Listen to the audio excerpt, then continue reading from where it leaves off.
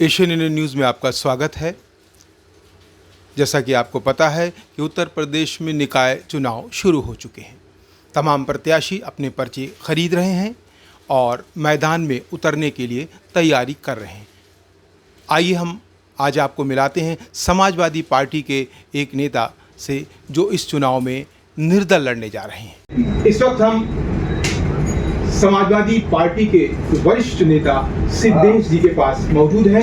आइए हम उनसे पूछते हैं कि इस चुनाव में उन्हें निर्दल क्यों लड़ना है। सिद्धेश जी, आप समाजवादी पार्टी के बहुत ही वरिष्ठ और पुराने कार्यकर्ता हैं, सिपाही हैं, नेता हैं।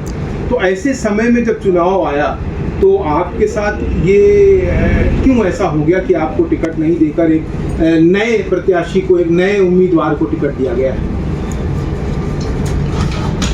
मेरी स्थिति तो ये रही कि मेरे पिताजी से ही मैंने समाजवाद को सीखा।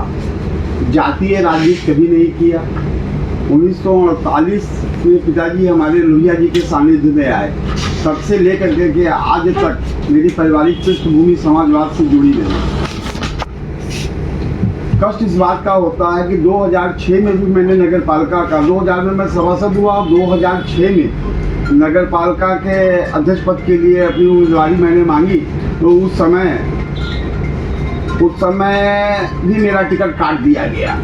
उसके बाद चूँकि समाजवादी चिंतक के रूप में लोग काम कर रहे थे चंद्रभूषण जी, तो उनको टिकट मिल गया। तो मैंने उसको सहर्ष स्वीकार किया और उस उम्मीदवार के पक्ष में काम किया। फिर 2017 में भी मैंने टिकट मांगा तो बाहरी उम्मीदवार को चुनाव मैदान में ले आया गया, जो सर्वविदित है। मैंने उसको भी बर्दाश्त किया और 2023 में जब ये सीट आरक्षित हो गई हुई थी तो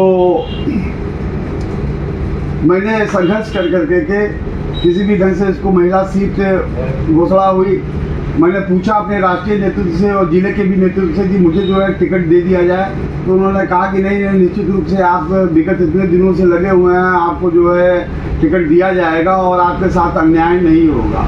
लेकिन अंतिम क्षणों में जब ये स्थिति आई कि मेरा टिकट काट दिया गया तो मैं बहुत आहत हुआ। तो अब मैंने संकल्प किया है कि 40 वर्ष बनाम 4 दिन के नाम पर मैं चुनाव लड़ूंगा और लोगों के बीच में मैं जाऊंगा और कहूंगा कि मेरे साथ हो रहे अन्याय को आप मुझको वोट भी दें और 5 रुपए का एक नोट भी दें। और आज मेरी स्थिति यह है कि 5 रुपए के नोट से मेरा झोली भर जा रहा है। मैं उसी से चुनाव लड़ूंगा और इन पूंजीपतियों, बाहुबलियों और आयातित उम्मीदवारों के खिलाफ मैं जंगे मैदान में उतरा हूँ। जनता का श्रेय मुझको मिल रहा है। मैं निश्चित रूप से एक स्वच्छ बस, निश्चित रूप से आप विगत इतने दिनों से लगे हुए हैं, आपको जो है टिकट दिया जाएगा और आपके साथ अन्याय नहीं होगा। लेकिन अंतिम क्षणों में जब ये स्थिति आई कि मेरा टिकट काट दिया गया तो मैं बहुत आहत हुआ। तो अब मैंने संकल्प किया है कि 40 वर्ष बनाम 4 दिन के नाम पर मैं चुनाव लड़ूंगा और लोगों के बीच में मैं जाऊंगा और कहूंगा कि मेरे साथ हो रहे अन्याय को आप मुझको वोट भी दें और 5 रुपए का एक नोट भी दें। और आज मेरी स्थिति यह है कि 5 रुपए के नोट से मेरा झोली भर जा रहा है। मैं उसी से चुनाव लड़ूंगा और इन पूंजीपतियों, बाहुबलियों और आयातित उम्मीदवारों के खिलाफ मैं जंगे मैदान में उतरा हूँ। जनता का श्रेय मुझको मिल रहा है। मैं निश्चित रूप से एक स्वच्छ बस्ती, सुंदर बस्ती और स्वस्थ बस्ती के संकल्प के साथ काम करूंगा। क्योंकि मैं नगर पालिका का पूर्व सभासद भी रह चुका हुआ हूं, तो मुझको नगर पालिका की उन सारी कर्मियों की जानकारी है, भली भांति रूप से मैं जानता हूं और शहर का मैं बेहतर विकास करूंगा। अच्छा, ये सवाल पूछना चाहता हूं मैं कि अगर आप जीत जाते हैं तो क्या ऐसे में आप समाजवादी पार्टी के साथ मौजूद हैं या समाजवादी पार्टी के जीते हुए कैंडिडेट के रूप में अपने आप को प्रस्तुत करेंगे? अपने ही गिराते हैं नशेमन पे बिजलियां, गैरों ने आके मुझे थाम लिया। तो सवाल अब इस बात का उठता है कि अगर मैं जीत जाता हूं तो मेरी तो कोशिश रहेगी कि ऐसे पार्टी के साथ अपने आने वाले पुस्तों को भी कर दूंगा कि न जाए वो। क्योंकि जिस व्यक्ति ने 40 वर्ष तक अपने इस शरीर का एक एक कतरा समाजवादी पार्टी को बनाने के लिए दिया है और उसने मेरे साथ ऐसा किया, तो मैं तो मेरे साथ वो युवा भविष्य भी देख रहा है मुझको।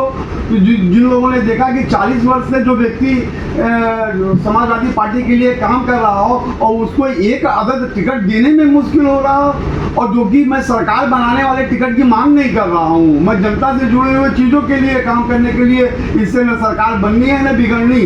तो ऐसे स्थिति में मैं तो आग्रह करूँगा कि समाजवाद, देखिए सपा बनाम समाजवाद के नाम पर मैं चुनाव लड़ूंगा, क्योंकि समाजवादी पार्टी अब वो पार्टी नहीं रह गई है। मैं किसी दल से भी आ सकता हूँ या निर्दल आऊँगा, ये मेरा संकल्प है कि मैं चुनाव लड़ूंगा, बेहतर लड़ूंगा और जनता का सहयोग और स्नेह मेरे ऊपर बना हुआ है। अच्छा, एक बात बताएं, अगर आप जीत भी जाते हैं, ईश्वर करे आप जीत जाएं, तो ऐसे समय में बस्ती में जो विकास का, नगर पालिका के क्षेत्र में जो विकास, उसके बारे में क्या कुछ ख्याल रखा है आपने?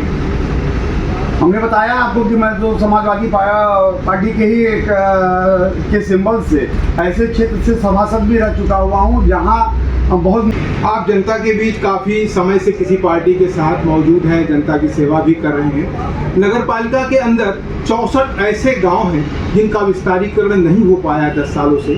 अगर आप आते हैं तो क्या वो विस्तारीकरण पर कुछ काम करेंगे आप?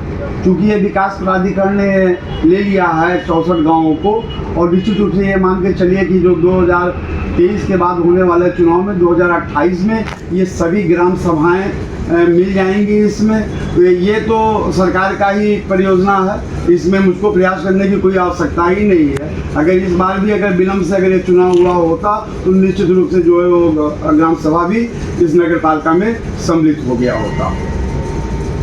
सिद्धेश जी, बहुत बहुत धन्यवाद, आपने जानकारी दी और आप तन मन धन से लड़े। हम आशा करेंगे कि आप विजय। धन्यवाद। एशियन इंडियन न्यूज़ अपने कैमरामैन इमरान खान के साथ। अपने घर व्यवसाय में CCTV लगवाएं, सुरक्षित हो जाएं। हमें smartrange.in पर विजिट करें। ऐप प्ले स्टोर पर उपलब्ध।